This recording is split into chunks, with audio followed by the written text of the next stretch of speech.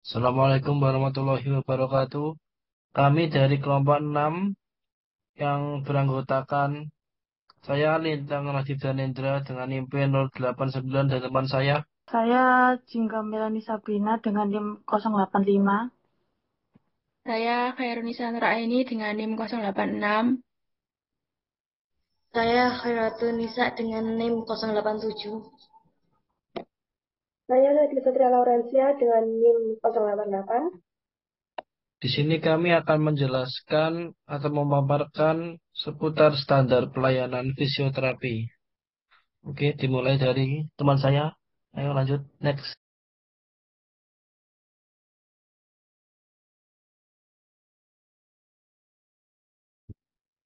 Baik, di sini untuk yang bab pertama yaitu pendahuluan. Yang pertama adalah latar belakang. Pemerintah Indonesia melalui Peraturan Menteri Kesehatan Republik Indonesia Nomor 80 Tahun 2013 tentang penyelenggaraan pelayanan fisioterapi menegaskan bahwa pelayanan fisioterapi harus dilakukan secara profesional dan sesuai dengan standar pelayanan, standar prosedur operasional, serta standar profesi. Standar ini meliputi aspek administrasi pelayanan, proses pelaksanaan fisioterapi, sumber daya manusia, sarana prasarana, hingga sistem evaluasi mutu pelayanan, menurut Permenkes Republik Indonesia Nomor 80 Tahun 2013. Oleh karena itu, untuk menjawab hal tersebut dibutuhkan adanya penyesuaian terhadap standar pelayanan yang ada, agar standar pelayanan tersebut lebih berfokus pada keselamatan pasien, serta dimungkinkan untuk diaplikasikan menjadi bagian dari pemenuhan akreditasi pada semua tingkat fasilitas pelayanan kesehatan. Selanjutnya, yang kedua ada tujuan. Yang pertama, tujuan umum. Standar pelayanan fisioterapi ini dibutuhkan agar pelayanan fisioterapi di fasilitas pelayanan kesehatan lebih baik sesuai dengan perkembangan pelayanan kesehatan dan peraturan perundang-undangan yang berlaku, sehingga masyarakat mendapatkan pelayanan fisioterapi yang aman, terjangkau, bermutu, dan dapat dipertanggungjawabkan. Lalu tujuan khusus A sebagai acuan bagi fasilitas pelayanan kesehatan tingkat primer, sekunder maupun tersier, serta fasilitas kesehatan lainnya dalam penyelenggaraan pelayanan fisioterapi. B sebagai acuan bagi para fisioterapis dalam penyelenggaraan pelayanan fisioterapi di fasilitas pelayanan kesehatan. C sebagai acuan bagi berbagai pihak atau tenaga kesehatan lainnya. D sebagai acuan bagi pemerintah, pemerintah daerah, dan masyarakat dalam upaya pembinaan dan pengawasan penyelenggaraan pelayanan fisioterapi yang bermutu dan bertanggung jawab. Selanjutnya, yang ketiga ada ruang lingkup. Yang pertama ada muskuloskeletal atau ortopedik, bertujuan untuk mendiagnosis dan menangani gangguan muskuloskeletal. Yang B ada neuromuskuloskeletal yang bertujuan untuk menangani gangguan pada syaraf. Dan C, fisioterapi gangguan kardiopulmoner menangani masalah pada jantung dan paru-paru. Selanjutnya,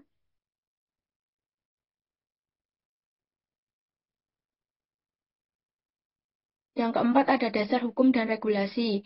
Menurut Undang-Undang Nomor 17 Tahun 2023 mengatur berbagai aspek pelayanan kesehatan termasuk fisioterapi dalam kerangka upaya kesehatan yang mencakup promotif, preventif, kuratif, rehabilitatif, dan paliatif.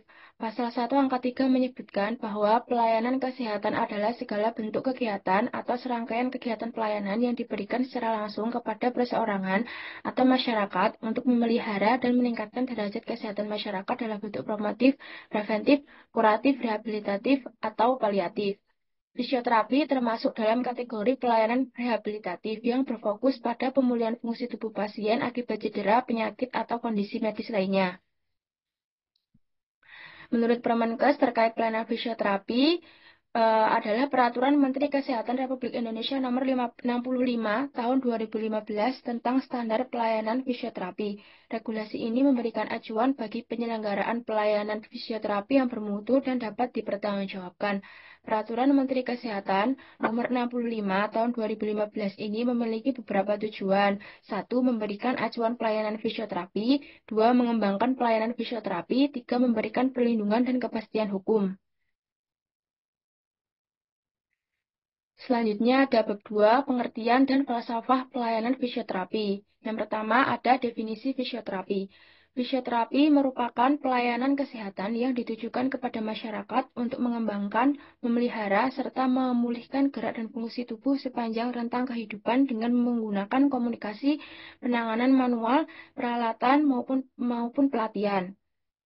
Fisioterapi memiliki dasar teori ilmiah dan selalu berkembang yang diterapkan secara luas pada penyembuhan, pemulihan, pemeliharaan, dan promosi fungsi gerak tubuh yang optimal, yang termasuk di dalamnya adalah manajemen gangguan gerak dan kapasitas fungsional, meningkatkan kapasitas fisik dan fungsional tubuh, mengembalikan, memelihara, dan mempromosikan fungsi fisik yang optimal, kebugaran dan kesehatan jasmani, status kesehatan yang berhubungan dengan gerakan dan bebas penyakit, mencegah terjadinya gangguan dan gejala, gangguan perkembangan, keterbatasan kemampuan fungsi, serta kecacatan yang dapat disebabkan oleh penyakit, gangguan keadaan, ataupun trauma.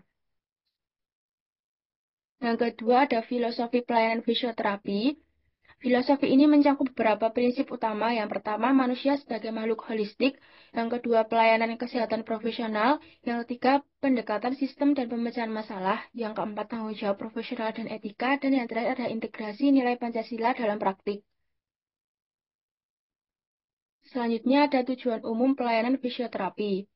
Menurut Rumah Sakit Krakatau Medika, tujuan pelayanan fisioterapi mencakup 1. Mengelola gangguan gerak dan fungsi. 2. Meningkatkan kemampuan fisik dan fungsional tubuh.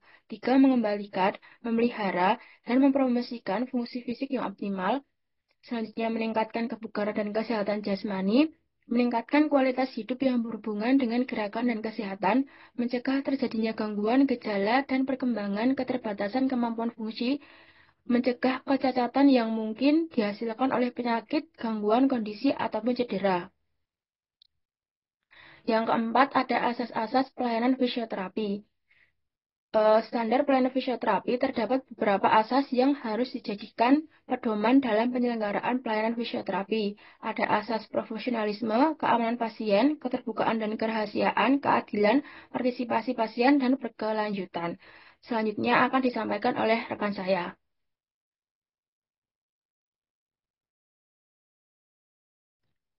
Selanjutnya, bab 3 yaitu standar pelayanan fisioterapi di Fasienkes. Standar pelayanan fisioterapi di Puskesmas. Pertama, pengertian pelayanan fisioterapi di Puskesmas adalah bagian dari upaya kesehatan perseorangan tingkat pertama yang dilakukan oleh fisioterapi untuk memelihara, meningkatkan, dan memulihkan fungsi tubuh pasien melalui intervensi fisik dan terapi latihan.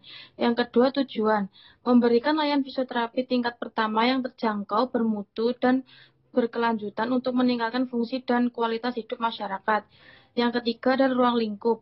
Ruang lingkup yaitu promotif dan preventif, edukasi postur, senam sehat, screening, dan fungsional. Selanjutnya ada kuratif dan rehabilitatif, yaitu penanganan nyeri otot, stroke ringan, gangguan gerak. Yang selanjutnya ada home visit, bagi pasien dengan keterbatasan mobilitas. Next. Yang keempat ada prosedur pelayanan, yaitu anamnesis dan pemeriksaan fisik, diagnosis fisioterapi, perencanaan dan pelaksanaan terapi seperti latihan, mobilisasi, dan edukasi. Ya, selanjutnya ada evaluasi dan dokumentasi, rujukan jika perlu. Nomor 5 ada tenaga dan sarana, yaitu fisioterapis dengan STR aktif. Selanjutnya ada ruang terapi sederhana, matras, alat bantu, latihan gerak. Nomor 6 ada indikator mutu, berisi jumlah pasien yang menyelesaikan program, terus kepuasan ke pasien, dan keterlibatan dalam kegiatan masyarakat. Nomor 7 ada prinsip pelayanan, yaitu terintegrasi, etis, aman, dan berpusat pada pasien. Selanjutnya. Kemudian ada standar pelayanan fisioterapi di rumah sakit. Standar pelayanan fisioterapi di rumah sakit adalah pedoman tertulis dengan mengatur pelaksanaan pelayanan fisioterapi yang diberikan kepada pasien di lingkungan rumah sakit, baik rawat jalan, rawat inap, maupun instalasi rehabilitasi medik. Tujuan, memberikan pelayanan fisioterapi profesional yang aman, bermutu, dan sesuai kebutuhan pasien dalam lingkungan rawat jalan, rawat inap, IGD, dan rehabilitasi medik. Yang ketiga ada ruang lingkup pelayanan, yaitu promotif dan preventif seperti edukasi postur, ergonomi, pencegahan komplikasi imobilisasi. Selanjutnya ada kuratif dan rehabilitatif seperti pasca stroke, pasca bedah ortopedi, nyeri kronis, gangguan gerak, kondisi paru, dan jantung. Ada juga home care, yaitu sesuai indikasi dan kebijakan rumah sakit. Selanjutnya, nomor 4, prosedur pelayanan. Yang pertama ada asesmen awal, seperti anamnesis, pemeriksaan fisik, dan pengukuran fungsional. Yang kedua ada diagnosis fisioterapi berdasarkan hasil pemeriksaan. Yang ketiga ada perencanaan intervensi, seperti terapis menyusun rencana tindakan fisioterapi. Yang keempat ada pelaksanaan, yaitu terapi seperti terapi latihan, elektroterapi, hidroterapi, terapi manual, dan modalitas lainnya. Kemudian ada evaluasi dan dokumentasi seperti monitoring respon pasien dan pencatatan lengkap. Selanjutnya ada juga koordinasi tim medis, yaitu kolaborasi dengan dokter, perawat, dan tenaga kesehatan lainnya. Nomor 5 ada fasilitas dan sumber daya. Seperti yang pertama, fisioterapis bersertifikat dan memiliki STR aktif. Yang kedua, ruang terapi standar, alat elektroterapi, terapi latihan, treadmill, paralel bar, dan lain-lain. Dan juga ada sistem dokumentasi elektronik atau manual. Yang keenam ada indikator mutu, yaitu tingkat keberhasilan terapi dan kepuasan pasien. Yang kedua, ketetapan diagnosis dan RTPF. Yang keempat, ada jumlah pasien yang menyelesaikan program terapi. Yang kelima, ada keterlibatan dalam tim rehabilitasi multidisiplin. Yang ketujuh, ada etika dan keselamatan, yaitu menjaga privasi dan keamanan pasien. Informed consent sebelum terapi. Penerapan standar keselamatan pasien rumah sakit. Next. Selanjutnya ada standar pelayanan fisioterapi di klinik. Pelayanan fisioterapi di klinik adalah bentuk pelayanan kesehatan perseorangan diberikan oleh fisioterapi profesional dalam upaya promotif, preventif, kuratif, dan rehabilitatif dengan pendekatan fisik dan terapi gerak sesuai kebutuhan pasien di tingkat layanan primer atau sekunder. Tujuannya adalah memberikan pelayanan fisioterapi yang mutu, aman, dan sesuai standar profesi, menyediakan akses layanan fisioterapi untuk masyarakat dengan keluhan fungsional, nyeri muskuloskeletal, atau gangguan sistem gerak, menyokong pemulihan pasien secara maksimal melalui pendekatan terapi non-farmakologis. Selanjutnya ada ruang lingkup pelayanan. Yang pertama ada promotif dan preventif, seperti edukasi postur, senam kebugaran, ergonomi kerja. Kuratif dan rehabilitatif, seperti nyeri punggung bawah, cedera olahraga, pasca stroke ringan, skoliosis, gangguan gerak sendi dan otot. Selanjutnya ada home visit. Yang keempat ada prosedur pelayanan, yaitu pendaftaran dan anamnesis. Yang kedua ada pemeriksaan fisik dan penilaian fungsional. Yang ketiga diagnosis fisioterapi. Yang keempat rencana intervensi. Yang kelima ada pelaksanaan terapi. Yang keenam ada evaluasi berkala dan dokumentasi medis. Yang ketujuh ada rujukan ke layanan lanjutan bila dibutuhkan. Kemudian ada tenaga dan sarana. Seperti fisioterapi memiliki STR aktif dan sarana minimal. Ruang terapi privat, matras mirror wall, alat TENS atau US jika tersedia. Kemudian ada peralatan terapi latihan dasar dan pencatatan medis manual atau digital. Next. Kemudian ada indikator mutu, yaitu tingkat kepuasan pasien, ketepatan diagnosis dan pelayanan fisioterapi, jumlah pasien yang menyelesaikan program terapi, ketaatan terhadap standar keselamatan dan etika pelayanan. Yang selanjutnya ada prinsip pelayanan, seperti profesional, beretika, berbasis bukti klinis, dan berfokus pada pasien. Next. Selanjutnya ada standar pelayanan fisioterapi home care. Standar pelayanan fisioterapi home care di Indonesia secara umum merujuk pada prinsip-prinsip dan Permenkes RI nomor 65 tahun 2015 tentang standar pelayanan fisioterapi dengan penyesuaian untuk konteks pelayanan di rumah pasien. Berikut ini poin-poin tersebut disesuaikan untuk layanan home care. Pertama ada asesmen awal dilakukan oleh fisioterapi sebelum mulai terapi. Kemudian ada penetapan diagnosis fisioterapi berdasarkan hasil asesmen untuk menentukan masalah fungsional dan potensi pemulihan. Kemudian yang ketiga ada perencanaan intervensi fisioterapi seperti rencana terapi yang disusun atau disesuaikan dengan kondisi pasien dan sumber daya yang tersedia di rumah. Melibatkan pasien dan atau keluarga dalam penyusunan dan persetujuan. Next. Selanjutnya ada pelaksanaan intervensi. yaitu diberikan oleh fisioterapi sesuai jadwal yang disepakati. Kemudian ada juga evaluasi berkala. Kemudian setelah evaluasi berkala ada juga edukasi pasien dan keluarga. Selanjutnya ada dokumentasi. Dokumentasi yaitu semua proses dan hasil terapi didokumentasi secara sistematis. Rekam medis disimpan oleh penyedia layanan dan bisa diberikan salinannya kepada pasien bila diperlukan. Selanjutnya ada kriteria tambahan untuk home care.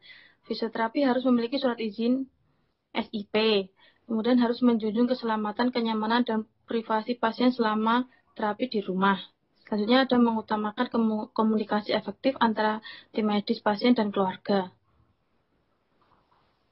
Next. Kemudian ada tata laksana pelayanan fisioterapi. Yang pertama, alur pelayanan fisioterapi. Alur pelayanan fisioterapi adalah rangkaian tahapan sistematis dan berurutan yang dilakukan oleh fisioterapi dalam memberikan layanan kepada pasien, mulai dari pendaftaran hingga evaluasi akhir terapi. Alur ini bertujuan untuk menjamin bahwa setiap pasien mendapatkan pelayanan yang tepat, efektif, efisien, dan standar, sesuai dengan kebutuhan fungsional dan kondisi klinis.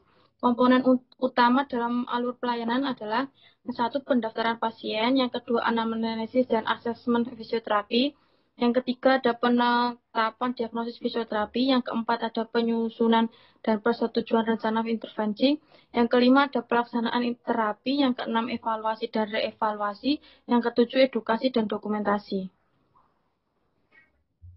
Selanjutnya ada pemeriksaan awal, asesmen, tujuannya mengumpulkan informasi penyuluhan mengenai kondisi pasien. Langkah-langkahnya adalah identifikasi data demografis dan riwayat medis. Yang kedua, pemeriksaan fisik dan fungsional untuk menilai gangguan gerak. Yang ketiga, ada evaluasi faktor psikososial dan lingkungan yang mempengaruhi kondisi pasien. Selanjutnya ada penetapan diagnosis fisioterapi. Tujuannya menentukan masalah fungsional pasien berdasarkan hasil asesmen. Langkah-langkahnya, analisis data untuk mengidentifikasi gangguan gerak dan fungsional, kemudian formulasi diagnosis yang mencakup aspek fisik, psikologis, dan sosial. Selanjutnya ada perencanaan program intervensi. Tujuannya menyusun rencana tindakan fisioterapi yang spesifik dan terukur. Langkah-langkahnya menetapkan tujuan terapi jangka pendek dan panjang, memilih metode dan teknik terapi yang sesuai dengan kondisi pasien, melibatkan pasien dan keluarga dalam proses perencanaan. Selanjutnya ada pelaksanaan terapi. Tujuannya melaksanakan tindakan fisioterapi sesuai dengan rencana yang telah disusun. Langkah-langkahnya adalah memberi terapi fisik seperti latihan, manipulasi, atau penggunaan alat bantu. Kemudian pemantauan respon pasien terhadap terapi yang diberikan. Selanjutnya ada penyesuaian teknik terapi jika diperlukan berdasarkan kondisi pasien. Selanjutnya, evaluasi dan monitoring hasil. Tujuannya menilai efektivitas intervensi dan menentukan langkah selanjutnya. Langkah-langkahnya mengukur pencapaian tujuan terapi yang telah ditetapkan. Yang kedua, melakukan evaluasi berkala untuk menilai perkembangan pasien. Yang ketiga adalah melakukan reevaluasi dan penyelesaian rencana jika diperlukan. Next. Selanjutnya ada edukasi pasien dan keluarga. Tujuannya memberikan informasi dan dukungan kepada pasien dan keluarga. Selanjutnya juga ada dokumentasi dan rekam medis. Tujuannya mencatat semua proses dan hasil terapi secara sistematis. Next. Kemudian bab 5 akan disampaikan oleh rekan saya. Bab 5 mengenai standar sumber daya fisioterapi. Yang pertama yaitu ada kualifikasi fisioterapis dibagi menjadi beberapa bagian. Yang pertama ada D3, D4, S1, profesi fisioterapi, dan spesialis fisioterapi. Terus persyaratan tambahannya bisa digeser ke bawah ini.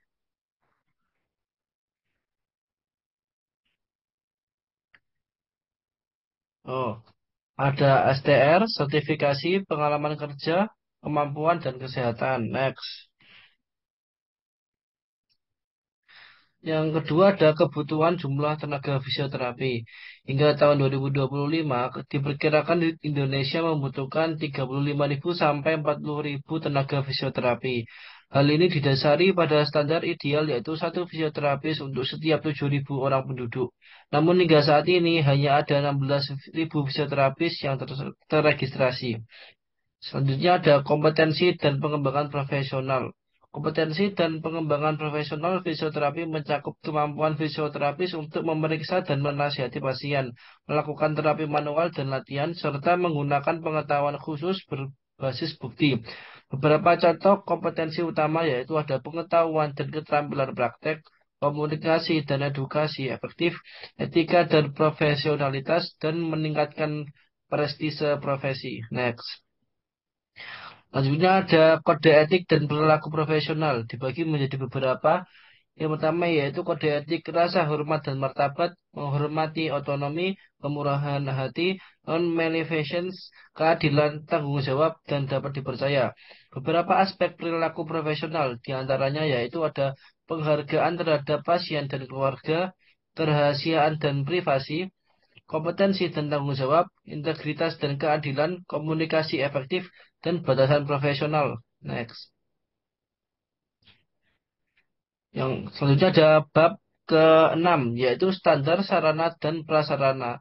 Yaitu ruang pelayanan fisioterapi adalah ruangan khusus yang didedikasikan untuk memberikan perawatan fisioterapi kepada pasien. Ruangan ini harus memiliki fasilitas dan peralatan yang lengkap untuk melakukan berbagai jenis terapi fisik, seperti latihan fisik, terapi manual, dan terapi elektro, dan lain-lain. Beberapa aspek desain ruangan fisioterapi, yaitu ada ruangan yang memadai, fasilitas lengkap, peralatan pendukung dan penunjang yang lengkap, keamanan dan kenyamanan. Dengan menyediakan ruang pelayanan fisioterapi yang memadai dan dilengkapi dengan fasilitas yang lengkap, dapat memberikan perawatan fisioterapi yang efektif dan berkualitas kepada pasien. Next. Selanjutnya ada peralatan dan modalitas fisioterapi. Mengacu pada pemberian energi termal, mekanik, elektromagnetik, dan cahaya untuk tujuan terapi. Mereka umumnya digunakan oleh fisioterapis untuk membantu pasien atau klien mereka mencapai tujuan terapi. Modalitas ini biasanya digunakan bersama dengan alat fisioterapi lainnya, misalnya latihan, teknik manual, edukasi pasien, dan meskipun ada beberapa bukti bahwa pasien yang berbeda mungkin mendapatkan manfaat dari modalitas yang berbeda, namun disarankan agar modalitas ini tidak digunakan sebagai pengobatan yang berdiri sendiri. Selanjutnya ada alat penunjang rehabilitasi. Alat-alat ini sangat beragam, mulai dari alat bantu gerak seperti tongkat atau krok, hingga alat terapi seperti ultrasound, terapi traksi, dan stimulasi listrik. Selain itu, alat-alat seperti bola latihan, pita resistensi, dan peralatan canggih seperti mesin stimulasi listrik juga digunakan. Next. Standar keamanan dan higien. Standar keamanan dan higien dalam fisioterapi melibatkan penerapan praktik yang aman dan bersih untuk melindungi pasien dan fisioterapis dari resiko infeksi dan cedera. Ini mencakup pembersihan dan disinfeksi peralatan, prosedur kebersihan tangan yang tepat, penggunaan alat pelindung diri atau APD, dan pemantauan lingkungan untuk memastikan kebersihan dan keselamatan. Ada beberapa macamnya. Yang pertama ada elaborasi, yang kedua ada prosedur kebersihan tangan, alat pelindung diri atau APD, pencegahan infeksi saluran nafas, kebersihan lingkungan, penerapan HIPAA, dan peraturan dan pedoman kebersihan. Next. Bab 7 yaitu standar mutu dan keselamatan pasien. Poin pertama yaitu indikator mutu pelayanan fisioterapi. Merupakan ukuran kuantitatif atau kualitatif yang digunakan untuk mengevaluasi dan memonitor kinerja pelayanan fisioterapi. Beberapa aspek indikator mutu pelayanan fisioterapi. Yang pertama ada indikator struktur, berkaitan dengan sumber daya yang tersedia untuk memberikan pelayanan. Yang kedua, ketersediaan peralatan yang sesuai. Yang ketiga, rasio fisioterapis dengan pasien. Yang keempat, kualifikasi dan kompetensi fisioterapis. Lalu indikator proses, kesesuaian asesmen dengan standar, kesesuaian rencana intervensi terapis dengan diagnosis dan tujuan pasien, kepatuhan terhadap protokol terapi, lalu kepuasan pasien. Selanjutnya, Poin kedua yaitu keselamatan pasien dalam terapi fisioterapi. Merupakan prinsip fundamental dalam setiap aspek pelayanan fisioterapi. Beberapa aspek keselamatan pasien dalam terapi fisioterapi meliputi asesmen risiko. Melakukan asesmen risiko yang komprehensif pada setiap pasien, termasuk risiko jatuh, cedera selama latihan, dan kontraindikasi. Lalu komunikasi efektif. Memastikan komunikasi antara fisioterapis dan pasien yang jelas dan efektif. Penggunaan peralatan yang aman. Teknik intervensi yang benar. Pemantauan respon pasien. Manajemen nyeri yang aman. Pencegahan kejadian yang tidak diharapkan atau KTD, lalu pelaporan dan analisis KTD. Selanjutnya, poin ketiga yaitu pencegahan risiko cedera dalam pelayanan fisioterapi. Pencegahan risiko cedera tidak hanya berlaku bagi pasien, tetapi juga bagi fisioterapis. Beberapa strategi pencegahan risiko cedera meliputi yang pertama ada pencegahan cedera pada pasien.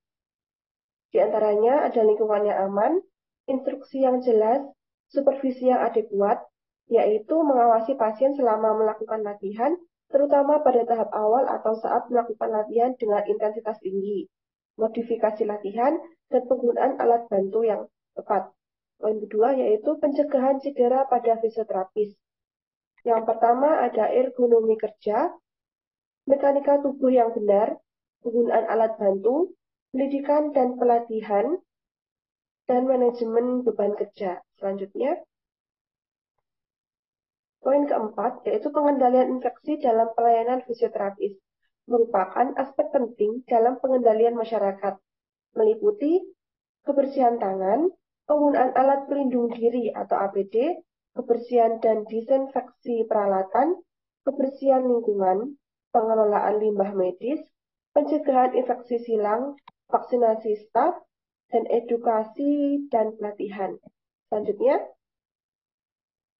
bab 8, manajemen dan pengawasan pelayanan. Poin pertama yaitu monitoring dan evaluasi internal, meliputi pengumpulan data rutin, mengumpulkan data secara berkala terkait indikator mutu pelayanan, kepuasan pasien, kejadian yang tidak diharapkan, dan penggunaan sumber daya. Analisis data. Menganalisis data yang terkumpul untuk mengidentifikasi tren, pola, dan variasi dalam kinerja pelayanan. Interpretasi hasil. Menginterpretasikan hasil analisis data untuk memahami implikasinya terhadap mutu dan efisiensi pelayanan. Lalu umpan balik atau feedback, pertemuan tinjauan manajemen, dan penggunaan alat bantu monitoring. Selanjutnya, poin kedua yaitu audit mutu pelayanan fisioterapi. Bertujuan untuk mengevaluasi kegiatan pelayanan fisioterapi yang telah dilaksanakan. Meliputi perencanaan audit. Menyusun rencana audit yang jelas termasuk tujuan audit, ruang lingkup, kriteria audit, metode audit, dan jadwal pelaksanaan.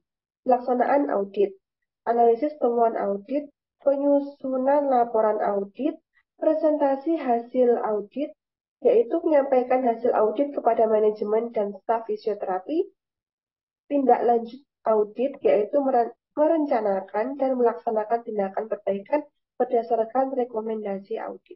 Selanjutnya, poin ketiga yaitu pelaporan dan tindak lanjut. Bertujuan merupakan bagian internal dari siklus manajemen meliputi sistem pelaporan kejadian. Memiliki sistem yang jelas untuk pelaporan kejadian yang tidak diharapkan, peluang pasien, dan potensi risiko. Analisis akar masalah atau root cause analisis.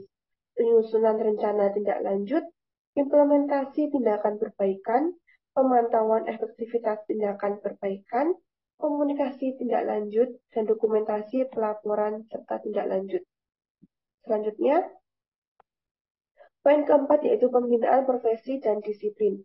Bertujuan untuk memastikan fisioterapis memiliki kompetensi yang sesuai standar, meliputi pengembangan profesional berkelanjutan, penilaian kerja, monitoring dan supervisi, Sosialisasi etika dan standar praktik yang dimaksudkan yaitu menyediakan program mentoring dan supervisi bagi fisioterapis baru atau membutuhkan dukungan dalam pengembangan kompetensi, penegakan disiplin, lalu evaluasi kompetensi, yaitu melakukan evaluasi kompetensi fisioterapis secara berkala melalui berbagai mode seperti ujian praktik, kasus, atau portofolio. Selanjutnya akan disampaikan oleh rekan saya. Selanjutnya yaitu bab 9, pelayanan khusus dan berbasis komunitas. Yang pertama yaitu fisioterapi anak dan geriatri. Geriatri merupakan salah satu cabang ilmu kedokteran yang mempelajari keadaan-keadaan dan penyakit-penyakit yang berhubungan dengan orang-orang lanjut usia atau jumbo, dengan fokus pada penemuan dini dan tata laksana penyakit terkait usia lanjut. Proses menua mengakibatkan penurunan fungsi sistem organ dan sistem sensorik, saraf pusat, pencernaan, kardiovaskular, dan sistem respirasi. Selanjutnya. Adapun masalah-masalah kesehatan yang sering dialami oleh orang-orang yang lanjut usia yaitu 1. Hipertensi, 2. Diabetes mellitus, 3. Penyakit sendi, 4. Stroke, dan kelima penyakit paru-paru obstruksi kronis atau PPOK. Fisioterapi pada olahraga. Seperti kita ketahui, orang yang lanjut usia memiliki beberapa keluhan yang diderita yaitu osteoporosis. Osteoporosis yaitu suatu penyakit yang ditandai dengan berkurangnya massa tulang dan adanya perubahan mikroarsitektur jaringan tulang dan meningkatnya kerapuhan tulang, sehingga tulang mudah patah. Secara statistik, osteoporosis didefinisikan sebagai keadaan di mana densitas mineral tulang atau DMT berada di bawah nilai rujukan. Menurut umur atau standar deviasi berada di bawah nilai rata-rata rujukan pada usia dewasa muda. Patofisiologinya, menurunnya massa tulang dan memburuknya arsitektur jaringan tulang berhubungan erat dengan proses remodeling tulang, yaitu terjadi proses penyerapan tulang lebih banyak daripada proses pembentukan tulang. Yang ketiga yaitu fisioterapi komunitas.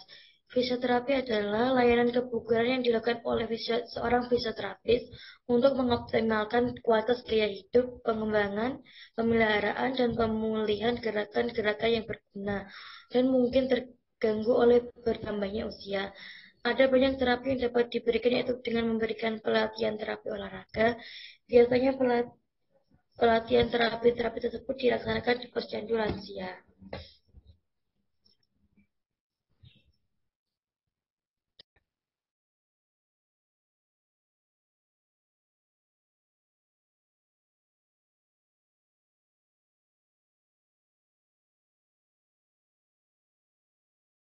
Selanjutnya yaitu pelayanan pada kondisi darurat dan bencana. Pada saat status transisi darurat ke pemulihan diperlakukan, adapun upaya yang diperlukan meliputi kaji cepat perkembangan situasi dan penanganan darurat bencana. Yang kedua, tetap mengaktifkan sistem komando penanganan dan darurat bencana. Ketiga, pemenuhan kebutuhan dasar masyarakat, korban, dan pengungsi. Yang keempat, perlindungan kelompok rentan. Yang kelima, pengendalian terhadap sumber ancaman rencana. Yang keenam, perbaikan fungsi prasarana dan sarana vital. Yang terakhir yaitu perbaikan awal sosial ekonomi masyarakat, korban, dan pengungsi. Selanjutnya yaitu bab 10, kesimpulan. Dari uraian di atas dapat kita tarik kesimpulan bahwa standar pelayanan fisioterapis adalah merupakan salah satu tenaga kesehatan yang ikut berperan dalam proses pembangunan di bidang kesehatan. Menurut Undang-Undang Kesehatan Nomor 36 Tahun 2009, pembangunan kesehatan merupakan salah satu dari upaya pembangunan nasional yang ditunjuk untuk meningkatkan kesadaran, kemampuan, dan kemajuan hidup sehat bagi setiap orang agar terwujud derajat kesehatan yang optimal. Fisioterapi merupakan pelayanan ditujukan kepada individu atau kelompok untuk mengembangkan, memelihara, dan memulihkan gerak dan fungsi tubuh sepanjang daur kehidupan dengan menggunakan penanganan secara manual, peningkatan gerak, peralatan seperti fisik, elektroterapis, dan mekanis. Pelatihan fungsi komunikasi selanjutnya itu rekomendasi. Rekomendasi untuk perbaikan diharapkan pemerintah dapat memberikan perhatian terhadap program-program standar pelayanan fisioterapi dengan memberikan fasilitas serta anggaran yang layak terkait berjalannya kegiatan yang berkaitan dengan standar pelayanan fisioterapi. Agar kegiatan tersebut dapat berjalan dengan baik sebagaimana mestinya. Rekomendasi untuk implementasi. Diharapkan pihak tenaga kesehatan dapat melatih para tenaga medis untuk memberikan pelayanan yang lebih baik lagi pada saat kegiatan-kegiatan standar pelayanan fisioterapi berlangsung. Memberikan seminar terkait standar pelayanan fisioterapi. Yang terakhir yaitu rekomendasi untuk penelitian lanjut. Disarankan kepada peneliti selanjutnya untuk melakukan penelitian lebih lanjut dengan sampel yang lebih luas dan metode yang lebih komprehensif. Yang terakhir yaitu penyesuaian dan evaluasi standar. Penelitian ini dapat diimplementasikan dalam kehidupan sehari-hari seperti kita ketahui bahwa standar pelayanan fisioterapi sangat bagus. Masyarakat membutuhkan pelayanan fisioterapi sesuai dengan tahap usianya masing-masing. Yang mana dengan adanya berbagai kegiatan pelayanan fisioterapi dapat meningkatkan kualitas hidup, sehat, dan waras pada masyarakat setempat.